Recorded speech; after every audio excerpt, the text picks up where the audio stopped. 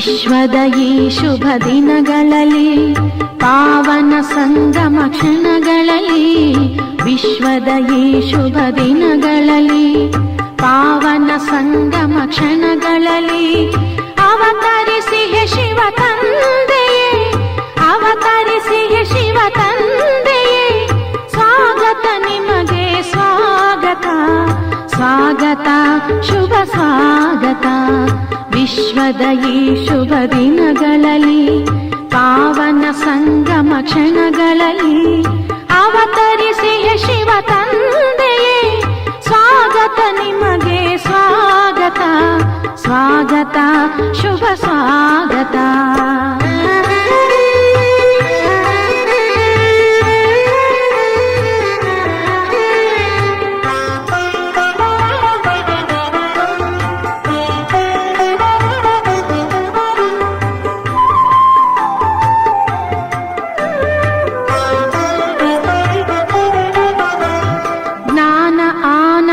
ಪ್ರೇಮ ಸಾಗರ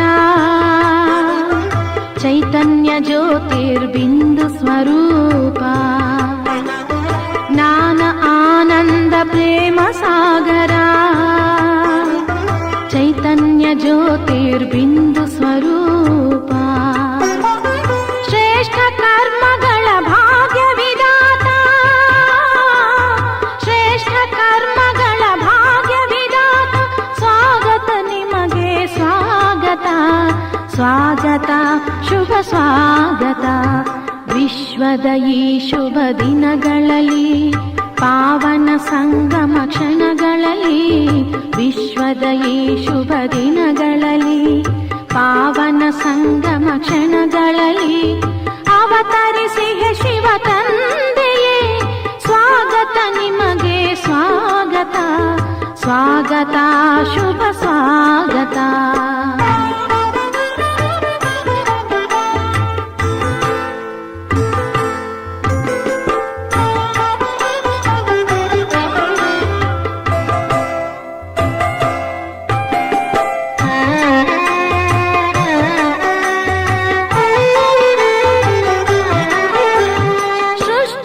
ಪುನಃ ಪತಿತವಾಗಲು ತಾಮಸ ಗುಣದಿ ವಿಕಾರಿಯಾಗಲು ಸೃಷ್ಟಿಯು ಪುನಃ ಪತಿತವಾಗಲು ತಾಮಸ ಗುಣದಿ ವಿಕಾರಿಯಾಗಲು ಶಿವನೇ ಬಂದಿಹೆ ರಕ್ಷಿಸಲು ಶಿವನೇ ಬಂದಿಹೆ ರಕ್ಷಿಸಲು ಸ್ವಾಗತ ನಿಮಗೆ ಸ್ವಾಗತ ಸ್ವಾಗತ ಶುಭ ಸ್ವಾಗತ ವಿಶ್ವದ ಈ ಶುಭ ದಿನಗಳಲ್ಲಿ ಪಾವನ ಸಂಗಮ ಕ್ಷಣಗಳಲ್ಲಿ ವಿಶ್ವದ ಈ ಶುಭ ದಿನಗಳಲ್ಲಿ ಪಾವನ ಸಂಗಮ ಕ್ಷಣಗಳಲ್ಲಿ ಅವತರಿಸಿ ಹೇ ಶಿವ ತಂದೆಯೇ ಸ್ವಾಗತ ನಿಮಗೆ ಸ್ವಾಗತ ಸ್ವಾಗತ ಶುಭ ಸ್ವಾಗತ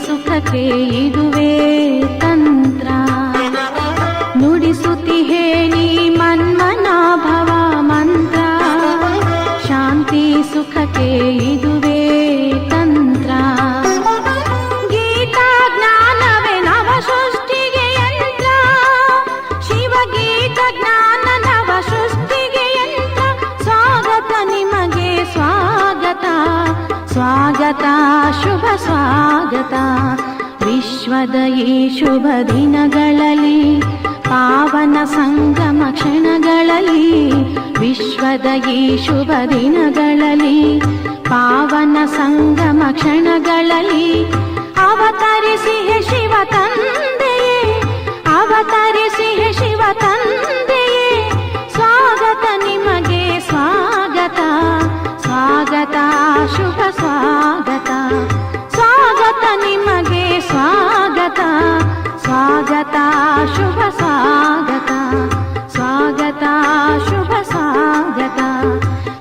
ಸ್ವಾಗತ ಶುಭ ಸ್ವಾಗತ.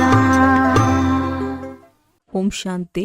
ಇಂದಿನ ದಿನಾಂಕ 1/7/2026.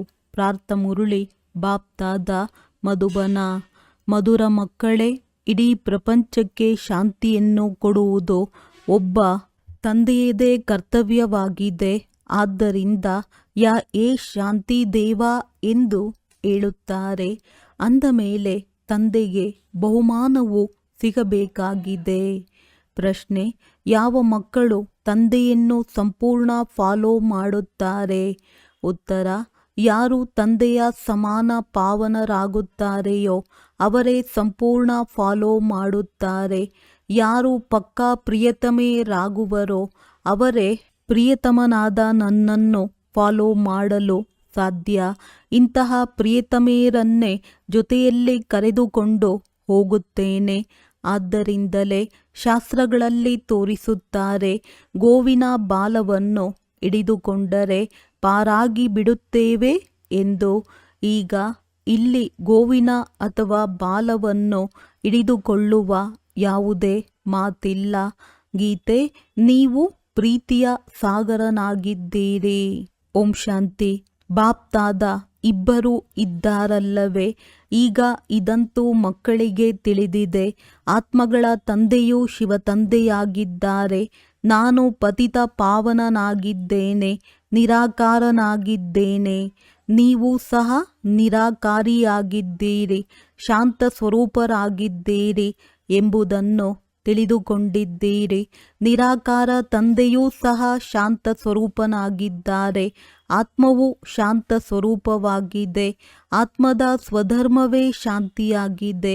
ನಿಮ್ಮ ನಿವಾಸ ಸ್ಥಾನವು ಶಾಂತಿಧಾಮವಾಗಿದೆ. ಯಜ್ಞ ಇತ್ಯಾದಿಗಳನ್ನು ರಚಿಸುವಾಗ ಶಾಂತಿ ದೇವ ಎಂದು ಹೇಳುತ್ತಾರೆ, ಏಕೆಂದರೆ ಶಾಂತಿಯ ಸಾಗರನಂತೂ ಆ ಪರಮಾತ್ಮನಾಗಿದ್ದಾರೆ. ಇಡೀ ಪ್ರಪಂಚಕ್ಕೆ ಶಾಂತಿಯನ್ನೇ ಕೊಡುವವರು ಆ ತಂದೆಯಾಗಿದ್ದಾರೆ. ಅನೇಕರಿಗೆ ಆ ಶಾಂತಿಯ ಹಿಂದೆ ಬಹುಮಾನ ಸಿಗುತ್ತದೆ. ಯಾರಿಗಾದರೂ ಬಹುಮಾನ ಸಿಕ್ಕಿದಾಗ ಇವರು ಶಾಂತಿ ಸ್ಥಾಪನೆ ಮಾಡಲು ನಿಮಿತ್ತರಾಗಿದ್ದಾರೆ ಎಂದು ಹೇಳುತ್ತಾರೆ. ಇದರಲ್ಲಿ ದೊಡ್ಡ ದೊಡ್ಡವರ ಹೆಸರನ್ನು ತೆಗೆದುಕೊಳ್ಳುತ್ತಾರೆ. ಈಗಂತೂ ಇಡೀ ಪ್ರಪಂಚದಲ್ಲಿ ಶಾಂತಿ ಬೇಕಾಗಿದೆ. ಇಲ್ಲದಿದ್ದರೆ ಅಶಾಂತಿಯಲ್ಲಿ ಇರುವವರು ಅನ್ಯರನ್ನು ಅಶಾಂತಗೊಳಿಸುತ್ತಾರೆ. ಇದು ರಾವಣ ರಾಜ್ಯವಾಗಿದೆ. ರಾವಣನು ಶತ್ರುವಲ್ಲವೇ? ರಾಮನಿಗೆ ಶತ್ರುವೆಂದು ಹೇಳುವುದಿಲ್ಲ. ರಾಮನ ಪ್ರತಿಮೆಯನ್ನೆಂದು ಸುಡುವುದಿಲ್ಲ.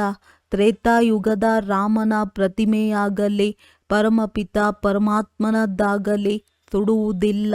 ರಾಮರಾಜ್ಯವನ್ನು ಎಲ್ಲರೂ ಬಯಸುತ್ತಾರೆ. ಆದರೆ ಯಾವುದಕ್ಕೆ ರಾಮರಾಜ್ಯವೆಂದು ಹೇಳಲಾಗುತ್ತದೆ ಎಂಬುದನ್ನು ಯಾರೂ ತಿಳಿದುಕೊಂಡಿಲ್ಲ. ಕೇವಲ ಹೊಸ ಪ್ರಪಂಚವಾಗಲಿ, ಹೊಸ ದೆಹಲಿಯಲ್ಲಿ ರಾಮರಾಜ್ಯವಿರಲಿ ಎಂದು ಹೇಳುತ್ತಾರೆ. ನವದೆಹಲಿ ಎಂದು ಹೇಳುತ್ತಾರೆ. ಬಹಳ ಹೆಸರುಗಳನ್ನು ಇಡುತ್ತಾರೆ. ದೆಹಲಿಯು ಎಲ್ಲರ ರಾಜಧಾನಿ ಆಗಿರುತ್ತದೆ. ದೆಹಲಿಯೇ ಫರಿಸ್ತಾನವಾಗಿತ್ತು. ರಾಧೆ ಕೃಷ್ಣರನ್ನೂ ಸಹ ಅಲ್ಲಿಯೇ ತೋರಿಸುತ್ತಾರೆ. ಇವರಿಬ್ಬರು ಮುಖ್ಯ ರಾಜಕುಮಾರ ಕುಮಾರಿಯರಾಗಿದ್ದಾರೆ. ಕೇವಲ ಇಬ್ಬರೇ ಅಲ್ಲ, ಅವಶ್ಯವಾಗಿ ಅನ್ಯರೂ ಇರುತ್ತಾರೆ.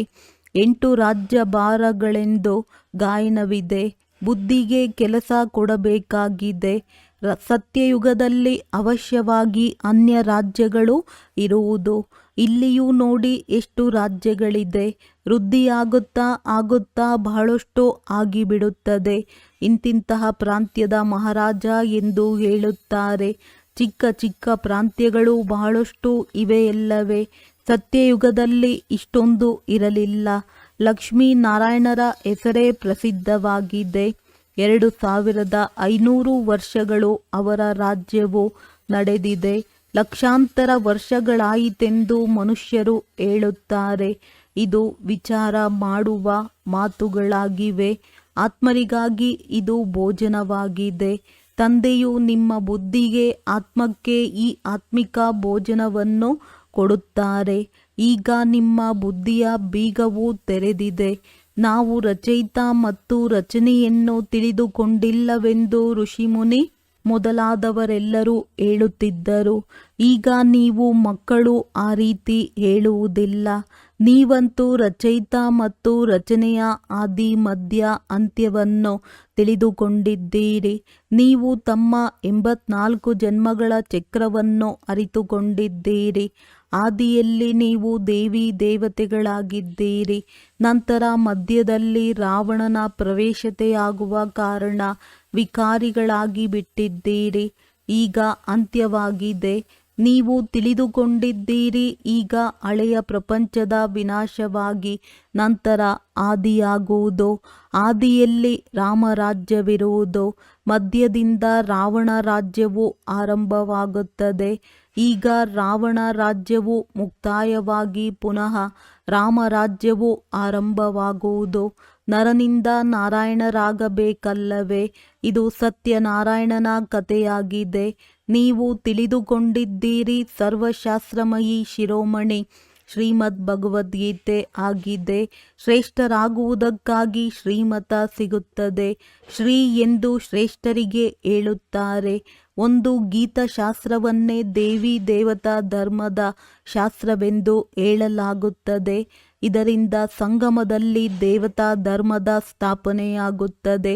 ಪಾವನರನ್ನಾಗಿ ಮಾಡಲು ಸತ್ಯಯುಗದಲ್ಲಿ ಯಾರೂ ಪತಿತರೇ ಇರುವುದಿಲ್ಲ. ಈಗ ನಿಮಗೆ ತಂದೆಯು ತಿಳಿಸುತ್ತಾರೆ, ಗೀತೆಗೆ ಪತಿತ ಪಾವನಿ ಎಂದು ಹೇಳಲು ಸಾಧ್ಯವಿಲ್ಲ. ಗೀತೆಯ ಮೂಲಕ ಪಾವನರಾಗುವುದಿಲ್ಲ. ಗೀತೆಯ ಭಗವಂತನಿಗೆ ಪತಿತ ಪಾವನನೆಂದು ಹೇಳುತ್ತಾರೆ. ಇದನ್ನು ಚೆನ್ನಾಗಿ ನೆನಪಿಟ್ಟುಕೊಳ್ಳಿ. ಗೀತೆಯು ಆದಿ ಸನಾತನ ದೇವಿ ದೇವತಾ ಧರ್ಮದ ಶಾಸ್ತ್ರವಾಗಿದೆ. ಗೀತೆಯ ಸಮಯದಲ್ಲಿಯೇ ಮಹಾಭಾರಿ ಮಹಾಭಾರತ ಯುದ್ಧವೂ ಆಗಿತ್ತು. ಇದರಿಂದ ಅನೇಕ ಧರ್ಮಗಳ ವಿನಾಶ ಮತ್ತು ಒಂದು ಧರ್ಮದ ಸ್ಥಾಪನೆಯಾಯಿತು. ಗೀತೆಗೆ ದೇವಿ ದೇವತಾ ಧರ್ಮದ ಶಾಸ್ತ್ರವೆಂದು ಹೇಳುತ್ತಾರೆ. ಬ್ರಾಹ್ಮಣರ ಶಾಸ್ತ್ರವೆಂದು ಹೇಳುವುದಿಲ್ಲ. ಬ್ರಾಹ್ಮಣರ ಹೆಸರು ಗೀತೆಯಲ್ಲಿ ಇಲ್ಲವೇ ಇಲ್ಲ. ಪರಮಪಿತ ಪರಮಾತ್ಮನೇ ಬಂದು ಬ್ರಹ್ಮರವರ ಮೂಲಕ ಇವೆಲ್ಲ ವೇದ ಶಾಸ್ತ್ರಗಳ ಸಾರವನ್ನು ತಿಳಿಸುತ್ತಾರೆ. ನೀವು ತಿಳಿದುಕೊಳ್ಳುತ್ತೀರಿ, ಸತ್ಯಯುಗದಲ್ಲಿ ಬ್ರಾಹ್ಮಣರಿರುವುದಿಲ್ಲ. ಅಲ್ಲಿ ಲಕ್ಷ್ಮೀನಾರಾಯಣರು ದೇವತೆಗಳಿರುತ್ತಾರೆ. ಬ್ರಹ್ಮನ ನಂತರ ವಿಷ್ಣು ಚಿತ್ರಗಳಲ್ಲಿಯೂ ಸಹ ಬ್ರಹ್ಮನ ಮೂಲಕ ವಿಷ್ಣುಪುರಿಯ ಸ್ಥಾಪನೆ ಎಂದು ತೋರಿಸಿದ್ದಾರೆ. ಬ್ರಹ್ಮ ಮತ್ತು ವಿಷ್ಣು ಒಟ್ಟಿಗೆ ಇರುವುದಿಲ್ಲ. ಬ್ರಹ್ಮನ ಮೂಲಕ ದೇವತಾ ಧರ್ಮದ ಸ್ಥಾಪನೆಯಾಗುವುದು. ಇವು ವಿವರವಾಗಿ ತಿಳಿದುಕೊಳ್ಳುವ ಮಾತುಗಳಾಗಿವೆ. ಈಗ ನೀವು ಮಕ್ಕಳು ಶಿವತಂದೆಯಿಂದ ಸ್ವರ್ಗದ ಆಸ್ತಿಯನ್ನು ತೆಗೆದುಕೊಳ್ಳುತ್ತೀರಿ. ಹಕ್ಕುದಾರರಲ್ಲವೇ? 4 ಮುಖ್ಯ ಧರ್ಮಶಾಸ್ತ್ರಗಳಿವೆ. ಶ್ರೀಮದ್ ಭಗವದ್ಗೀತೆಯು ನಂಬರ್ 1 ಶಾಸ್ತ್ರವಾಗಿದೆ. ಇದರಿಂದ ನಂಬರ್ 1 ಧರ್ಮವು ಸ್ಥಾಪನೆ ಆಗುತ್ತದೆ. ನಂತರ ಇಸ್ಲಾಮಿ ಬೌದ್ಧರು ಬರುತ್ತಾರೆ. ಒಂದು ಗೀತೆಯಲ್ಲಿಯೇ ಶ್ರೀಮದ್ ಭಗವದ್ಗೀತೆ ಎಂದು ಬರೆಯಲ್ಪಟ್ಟಿದೆ. ಮತ್ಯಾವುದೇ ಶಾಸ್ತ್ರದಲ್ಲಿ ಶ್ರೀಮತವಿಲ್ಲ. ಇಸ್ಲಾಮಿಗಳ ಶ್ರೀಮತ ಬೌದ್ಧರ ಶ್ರೀಮತವೆಂದು ಗಾಯನ ಆಗುವುದಿಲ್ಲ. ಶ್ರೀಮದ್ ಭಗವದ್ಗೀತೆಯು ಒಂದೇ ಆಗಿದೆ. ಅದರಿಂದ ಯಾವ ಧರ್ಮದ ಸ್ಥಾಪನೆ ಮಾಡಿದರೂ ಆದಿ ಸನಾತನ ದೇವಿ ದೇವತಾ ಧರ್ಮದ ಸ್ಥಾಪನೆಯಾಯಿತು ಮತ್ತು ಅಂತ್ಯದಲ್ಲಿಯೇ ಸ್ಥಾಪನೆಯಾಗುತ್ತದೆ. ಇವು ತಿಳಿದುಕೊಳ್ಳುವ ಮಾತುಗಳಾಗಿವೆ. ಈಗ ತಂದೆಯು ನಮಗೆ ಶಿಕ್ಷಕನ ರೂಪದಲ್ಲಿ ಓದಿಸುತ್ತಾರೆ. ಇದು ಬುದ್ಧಿಯಲ್ಲಿ ಇರಬೇಕಾಗಿದೆ. ಇವರು ನಮ್ಮ ತಂದೆಯೂ ಆಗಿದ್ದಾರೆ, ಶಿಕ್ಷಕನೂ ಆಗಿದ್ದಾರೆ. ತಂದೆಯು ವಿದ್ಯೆಯಿಂದ ಸರ್ವರ ಸದ್ಗತಿ ಮಾಡುತ್ತಾರೆ. ಆದ್ದರಿಂದ ಸದ್ಗುರುವೂ ಆದರು. ತಂದೆಯನ್ನು ಎಲ್ಲರೂ ನೆನಪು ಮಾಡುತ್ತಾರೆ. ಆದರೆ ಗೀತೆಯಲ್ಲಿ ಕೃಷ್ಣನ ಹೆಸರನ್ನು ಹಾಕಿದ್ದಾರೆ. ಕೃಷ್ಣನಂತೂ ಜ್ಞಾನಸಾಗರನಲ್ಲ. ಕೃಷ್ಣನನ್ನು ಸಹ ಜ್ಞಾನಸಾಗರ ತಂದೆಯೇ ಈ ರೀತಿ ಮಾಡಿದ್ದಾರೆ. ಅಂದ ಮೇಲೆ ತಂದೆಯು ಶಿಕ್ಷಕನೂ ಆಗಿದ್ದಾರೆ. ಇಲ್ಲಿ ನೀವು ಹೊಸ ಮಾತುಗಳನ್ನು ಕೇಳುತ್ತೀರಿ. ಶಾಸ್ತ್ರ ಇತ್ಯಾದಿಗಳನ್ನು ಬಹಳ ಕೇಳುತ್ತಾ ಓದುತ್ತಾ ಬಂದಿದ್ದೀರಿ. ನೀವೀಗ ತಂದೆಯ ಮೂಲಕ ಡೈರೆಕ್ಟ್ ಕೇಳುತ್ತೀರಿ. ಮೊದಲು ಶರೀರಧಾರಿ ಮನುಷ್ಯರ ಮೂಲಕ ಕೇಳುತ್ತಿದ್ದೀರಿ. ನೀವೀಗ ತಿಳಿದುಕೊಂಡಿದ್ದೀರಿ, ನಾವಾತ್ಮರು ಮೂಲತಃ ಅಶರೀರಿಯಾಗಿದ್ದೆವು, ನಂತರ ಈ ಶರೀರ ಧಾರಣೆ ಮಾಡಿದ್ದೇವೆ. ತಂದೆಯು ಅಶರೀರಿಯಾಗಿದ್ದಾರೆ, ಶಿವಲಿಂಗವನ್ನು ಮಾಡುತ್ತಾರಲ್ಲವೇ? ಆತ್ಮವು ಶರೀರದ ಮೂಲಕ ಅವರನ್ನು ಪೂಜಿಸುತ್ತದೆ. ಏ ಪರಮಪಿತ ಪರಮಾತ್ಮ ಬಂದು ನಾವು ಪತಿತರನ್ನು ಪಾವನ ಮಾಡಿ ಎಂದು ಕರೆಯುತ್ತಾರೆ, ಲಿಂಗದ ಪೂಜೆ ಮಾಡುತ್ತಾರೆ. ಆದರೆ ಇವರು ಪತಿತ ಪಾವನ ತಂದೆಯಾಗಿದ್ದಾರೆ, ಇವರನ್ನೇ ನಾವು ಕರೆಯುತ್ತೇವೆ ಎಂಬುದನ್ನು ತಿಳಿದುಕೊಂಡಿಲ್ಲ. ಶಿವ ಭಗವಂತನಾಗಿದ್ದಾರೆ, ಈಶ್ವರನಾಗಿದ್ದಾರೆ. ಕೇವಲ ಇದೇ ರೀತಿ ನೆನಪು ಮಾಡುತ್ತಾರೆ. ಅವರಿಗೆ ತಂದೆ ಎಂದು ಹೇಳಿದಾಗಲೇ ಆ ತಂದೆಯಿಂದ ಆಸ್ತಿಯು ಸಿಗಬೇಕು ಎಂಬುದು ಬುದ್ಧಿಯಲ್ಲಿ ಬರುವುದು. ನಮಗೆ ಆಸ್ತಿಯೂ ಸಿಕ್ಕಿದೆ, ಆದ್ದರಿಂದಲೇ ನಾವು ಪೂಜಿಸುತ್ತೇವೆ.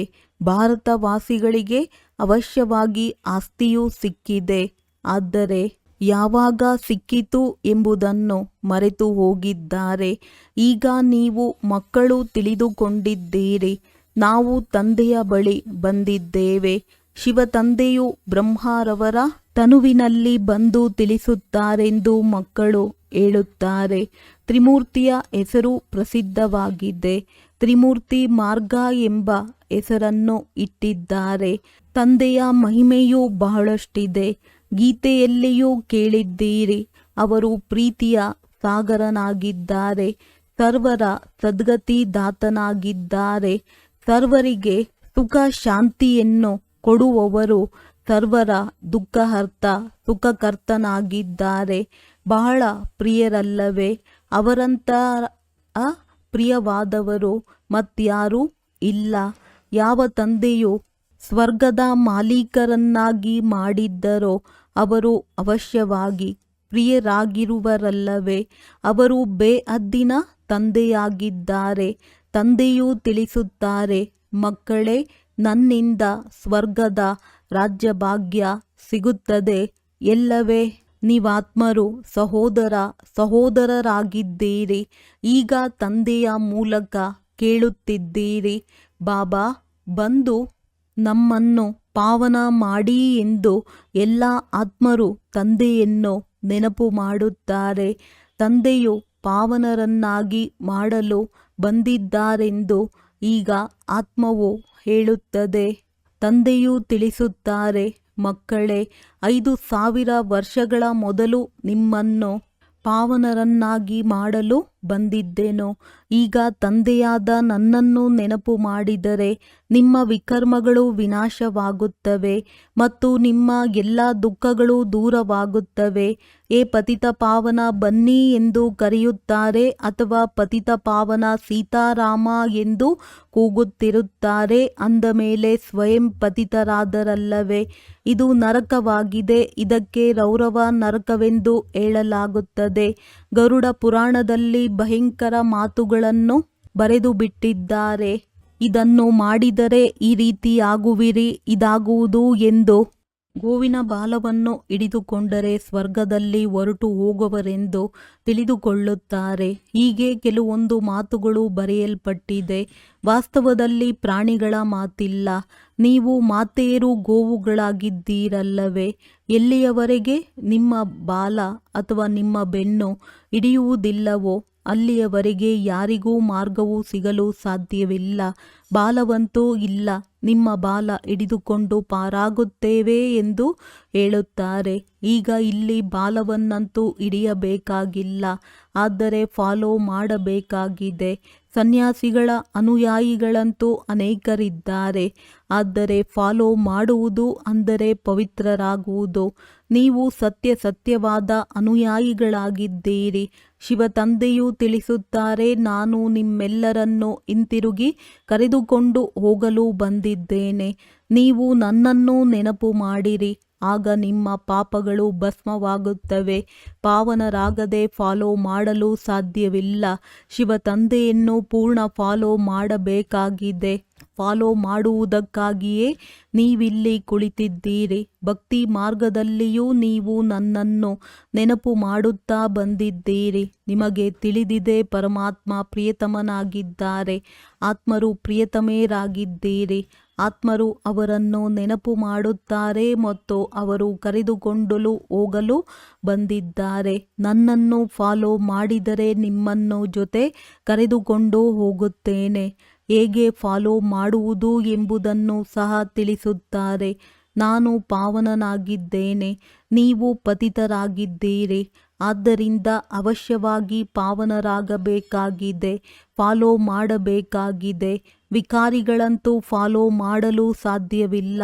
ಫಾಲೋ ಮಾಡುವುದಕ್ಕಾಗಿ ನನ್ನ ಸಮಾನ ಪವಿತ್ರರಾಗಿ ನಾನು ಪತಿತರನ್ನು ನನ್ನ ಜೊತೆ ಶಾಂತಿಧಾಮಕ್ಕೆ ಕರೆದುಕೊಂಡು ಹೋಗುತ್ತೇನೆಯೇ? ಇಷ್ಟೆಲ್ಲ ಮನುಷ್ಯರು ಭಕ್ತಿ, ತಪ, ದಾನ, ಪುಣ್ಯ ಇತ್ಯಾದಿಗಳನ್ನು ಮುಕ್ತಿಗಾಗಿ ಮಾಡುತ್ತಾರೆ, ಏಕೆಂದರೆ ಇಲ್ಲಿ ದುಃಖವಿದೆ. ಆದ್ದರಿಂದ ನಮ್ಮ ಮನೆಗೆ ಹಿಂತಿರುಗಿ ಹೋಗಬೇಕೆಂದು ಬಯಸುತ್ತಾರೆ.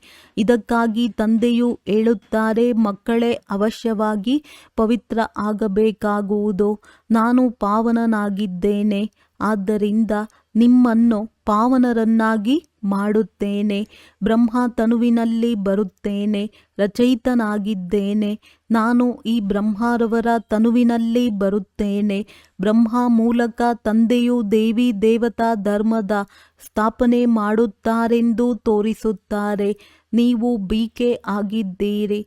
ಶಿವ ತಂದೆಯನ್ನು ಫಾಲೋ ಮಾಡಬೇಕೆಂದು ನಿಮಗೆ ತಿಳಿದಿದೆ. ತಂದೆಯು ತಿಳಿಸುತ್ತಾರೆ, ನನ್ನನ್ನು ನೆನಪು ಮಾಡಿದ್ದೇ ಆದರೆ ಪಾವನ ಪ್ರಪಂಚದಲ್ಲಿ ಕರೆದುಕೊಂಡು ಹೋಗುತ್ತೇನೆಂದು ಪ್ರತಿಜ್ಞೆ ಮಾಡುತ್ತೇನೆ. ಮತ್ಯಾವುದೇ ಉಪಾಯವಿಲ್ಲ.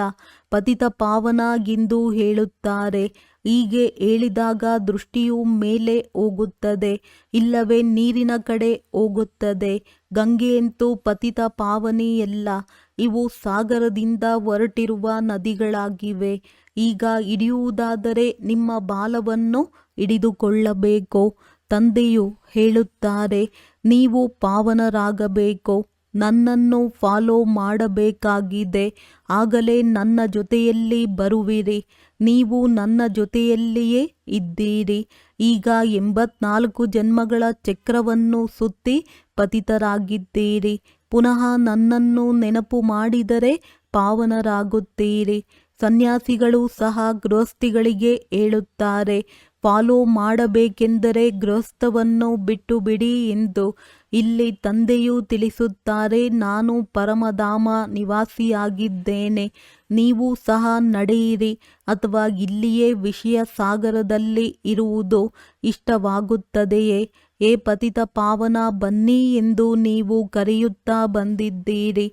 ಈಗ ತಂದೆಯು ಬಂದಿದ್ದಾರೆ, ಜೊತೆಯಲ್ಲಿ ಕರೆದುಕೊಂಡು ಹೋಗುತ್ತಾರೆ. ಕಲ್ಪಕಲ್ಪವೂ ಬಂದು ನಿಮ್ಮನ್ನು ಜೊತೆ ಕರೆದುಕೊಂಡು ಹೋಗುತ್ತೇನೆ. ನಂತರ ಸತ್ಯಯುಗದಲ್ಲಿ ನೀವು ಬಹಳ ಸುಖಿಯಾಗಿರುತ್ತೀರಿ. ಈ ಲಕ್ಷ್ಮೀನಾರಾಯಣರು ಸ್ವರ್ಗದ ಮಾಲೀಕರಾಗಿದ್ದರಲ್ಲವೇ? ಇವರಿಗೆ ಇಷ್ಟೊಂದು ಸುಖ ಕೊಡುವವರು ಯಾರು? ಸ್ವರ್ಗದ ರಚಯಿತ ತಂದೆ. ತಂದೆಯು ನೆನಪು ತರಿಸುತ್ತಾರೆ, ನೀವು ನನ್ನ ಜಯಂತಿಯನ್ನು ಆಚರಿಸುತ್ತೀರಿ. ಪರಮಪಿತ ಪರಮಾತ್ಮನ ಜಯಂತಿಯನ್ನು ಎಲ್ಲ ಭಾರತವಾಸಿಗಳು ಆಚರಿಸುತ್ತಾರೆ. ನನ್ನದು ಇದು ಜನ್ಮಭೂಮಿಯಾಗಿದೆ. ಕ್ರಿಶ್ಚಿಯನ್ನರು ಆಚರಿಸುವರೆ, ಅವರು ಕ್ರಿಸ್ತನನ್ನೇ ಒಪ್ಪುತ್ತಾರೆ. ಶಿವ ಜಯಂತಿಯನ್ನು ಭಾರತವಾಸಿಗಳಿಗೆ ಆಚರಿಸುತ್ತಾರೆ. ಇದು ಸರ್ವರ ಪತಿತ ಪಾವನ ತಂದೆಯ ಜನ್ಮಭೂಮಿಯಾಗಿದೆ. ತಂದೆಯು ಎಲ್ಲರಿಗೆ ಸುಖ ಕೊಡುವವರಾಗಿದ್ದಾರೆ, ಸರ್ವರನ್ನು ಮುಕ್ತಗೊಳಿಸುವವರಾಗಿದ್ದಾರೆ. ಅಂದ ಮೇಲೆ ಭಾರತವು ಎಷ್ಟು ಶ್ರೇಷ್ಠವಾಗಿದೆ ತಂದೆಗೆ ತಿಳಿದಿದೆ. ಡ್ರಾಮಾ ಅನುಸಾರ ನನ್ನ ಮಕ್ಕಳು ಯಾವಾಗ ಬಹಳ ದುಃಖಿಯಾಗಿ ಬಿಡುವರೋ ಆಗ ಪುನಃ ಆಸ್ತಿಯನ್ನು ಕೊಡಲು ನಾನು ಬರುತ್ತೇನೆ. ತಂದೆಯು ಜ್ಞಾನಸಾಗರ, ಸುಖದ ಸಾಗರನಾಗಿದ್ದಾರೆ. ಮಕ್ಕಳಿಗೆ ಆಸ್ತಿಯನ್ನು ಕೊಡುತ್ತಿದ್ದಾರೆ. ನನ್ನನ್ನು ಫಾಲೋ ಮಾಡಿರಿ ಎಂದು ಹೇಳುತ್ತಾರೆ. ಇದಂತೂ ನೀವು ತಿಳಿದುಕೊಂಡಿದ್ದೀರಿ. ನಾವಾತ್ಮರು ವಿಕಾರಿಯಾಗಿದ್ದೇವೆ. ಆದ್ದರಿಂದ ಶರೀರವು ವಿಕಾರಿಯಾಗಿದೆ. ಸತ್ಯಯುಗದಲ್ಲಿ ಆತ್ಮವು ಪವಿತ್ರವಾಗಿರುತ್ತದೆ. ಆದ್ದರಿಂದ ಶರೀರವು ಪವಿತ್ರವಾದುದು ಸಿಗುತ್ತದೆ. ಈಗ ತಂದೆಯು ತಿಳಿಸುತ್ತಾರೆ, ಮಕ್ಕಳೇ ಪಾವನರಾಗಿರಿ. ನೆನಪಿನಿಂದಲೇ ತಮೋ ಪ್ರಧಾನರಿಂದ ಸತೋ ಪ್ರಧಾನರಾಗುವಿರಿ. ಒಳ್ಳೆಯದು. ಮಧುರಾತಿ ಮಧುರ ಅಗಲಿ ಹೋಗಿ ಮರಳಿ ಸಿಕ್ಕಿರುವ ಮಕ್ಕಳ ಪ್ರತಿ ಮಾತ್ಪಿತಾ ಬಾಪ್ ದಾದಾರವರ ನೆನಪು, ಪ್ರೀತಿ ಹಾಗೂ ಸುಪ್ರಭಾತ. ಆತ್ಮಿಕ ಮಕ್ಕಳಿಗೆ ಆತ್ಮಿಕ ತಂದೆಯ ನಮಸ್ತೆ. ಧಾರಣೆಗಾಗಿ ಮುಖ್ಯ ಸಾರ. ತಂದೆಯಿಂದ ಸ್ವರ್ಗದ ಆಸ್ತಿಯನ್ನು ತೆಗೆದುಕೊಳ್ಳಲು ನಾವಾತ್ಮರು ಸಹೋದರರಾಗಿದ್ದೇವೆ. ಇದನ್ನು ಪಕ್ಕಾ ಮಾಡಿಕೊಳ್ಳಬೇಕಾಗಿದೆ. ಬಹಳ ಪ್ರೀತಿಯಿಂದ ಇರಬೇಕಾಗಿದೆ. ಹೇಗೆ ತಂದೆಯು ಪ್ರಿಯಾತಿ ಪ್ರಿಯರಾಗಿದ್ದಾರೆ ಹಾಗೆಯೇ ಪ್ರಿಯರಾಗಬೇಕಾಗಿದೆ. ತಂದೆಯ ಸಮಾನ ಪಾವನರಾಗಿ ತಂದೆಯನ್ನು ಪೂರ್ಣ ಫಾಲೋ ಮಾಡಬೇಕಾಗಿದೆ. ತಂದೆಯ ಜೊತೆ ಹಿಂತಿರುಗಿ ಶಾಂತಿಧಾಮ ಮನೆಗೆ ಹೋಗುವುದಕ್ಕಾಗಿ ಖಂಡಿತ ಪಾವನರಾಗಬೇಕಾಗಿದೆ. ವರದಾನ: ನಿರ್ಬಲ ಆತ್ಮರಲ್ಲಿ ಶಕ್ತಿಗಳ ಬಲವನ್ನು ತುಂಬುವಂತಹ ಜ್ಞಾನದಾತನಿಂದ ವರದಾತ ಭವ. ವರ್ತಮಾನ ಸಮಯದಲ್ಲಿ ನಿರ್ಬಲ ಆತ್ಮರಲ್ಲಿ ಜಂಪ್ ಮಾಡುವಷ್ಟು ಶಕ್ತಿಯೂ ಇಲ್ಲ. ಅವರಿಗೆ ವಿಶೇಷ ಬಲ ಬೇಕಾಗಿದೆ. ಅಂದಮೇಲೆ ತಾವು ವಿಶೇಷ ಆತ್ಮರು ತಮ್ಮಲ್ಲಿ ವಿಶೇಷ ಶಕ್ತಿಯನ್ನು ತುಂಬಿಕೊಳ್ಳುತ್ತಾ ಅವರನ್ನು ಜಂಪ್ ಮಾಡಿಸಬೇಕಾಗಿದೆ. ಇದಕ್ಕಾಗಿ ಜ್ಞಾನದಾತ ಆಗುವುದರ ಜೊತೆಗೆ ಶಕ್ತಿಗಳ ವರದಾತ ಆಗಿರಿ. ರಚಯಿತನ ಪ್ರಭಾವವು ರಚನೆಯ ಮೇಲೆ ಬೀರುತ್ತದೆ. ಆದ್ದರಿಂದ ತಮ್ಮ ರಚನೆಗೆ ತಾವು ವರದಾನಿ ಆಗಿರುತ್ತಾ ಸರ್ವಶಕ್ತಿಗಳ ವರದಾನವನ್ನು ಕೊಡಿ. ಈಗ ಇದೇ ಸೇವೆಯ ಅವಶ್ಯಕತೆ ಇದೆ. ಸ್ಲೋಗನ್: ಸಾಕ್ಷಿಯಾಗಿದ್ದು ಪ್ರತಿಯೊಂದು ಆಟವನ್ನು ನೋಡುತ್ತೀರೆಂದರೆ ಸುರಕ್ಷತೆಯಿಂದಲೂ ಇರುತ್ತೀರಿ ಹಾಗೂ ಅದರಲ್ಲಿ ಸ್ವಾರಸ್ಯವೂ ಬರುತ್ತದೆ. ಅವ್ಯಕ್ತ ಸೂಚನೆ: ಜ್ವಾಲಾ ಸ್ವರೂಪ ಸ್ಥಿತಿಯಲ್ಲಿರುತ್ತಾ ಶಕ್ತಿಶಾಲಿ ನೆನಪಿನ ಅನುಭವ ಮಾಡಿ. ನೀವು ಮಹಾನ್ ತಪಸ್ವಿ ಆತ್ಮರು. ಜ್ವಾಲಾ ರೂಪದ ಶಕ್ತಿಶಾಲಿ ನೆನಪಿನ ಮೂಲಕ ಪ್ರಾಪ್ತಿಯ ಕಿರಣಗಳ ಅನುಭೂತಿ ಮಾಡಿ ಮತ್ತು ಮಾಡಿಸಿ. ನಿಮ್ಮ ತಪಸ್ವಿ ಸ್ವರೂಪ ಅನ್ಯರಿಗೆ ಕೊಡುವ ಸ್ವರೂಪವಾಗಿದೆ. ಹೇಗೆ ಸೂರ್ಯ ವಿಶ್ವಕ್ಕೆ ಬೆಳಕು ಕೊಡುವ ಮತ್ತು ಅನೇಕ ವಿನಾಶಿ ಪ್ರಾಪ್ತಿಗಳ ಅನುಭೂತಿ ಮಾಡಿಸುತ್ತಾರೆ, ಹಾಗೆಯೇ ನೀವು ಸಹ ತಮ್ಮ ತಪಸ್ಸಿನ ಸ್ವರೂಪದ ಮೂಲಕ ಶಾಂತಿ ಮತ್ತು ಶಕ್ತಿಯ ಕಿರಣಗಳನ್ನು ಕೊಡುತ್ತೀರಿ. ಒಳ್ಳೆಯದು. ಓಂ ಶಾಂತಿ.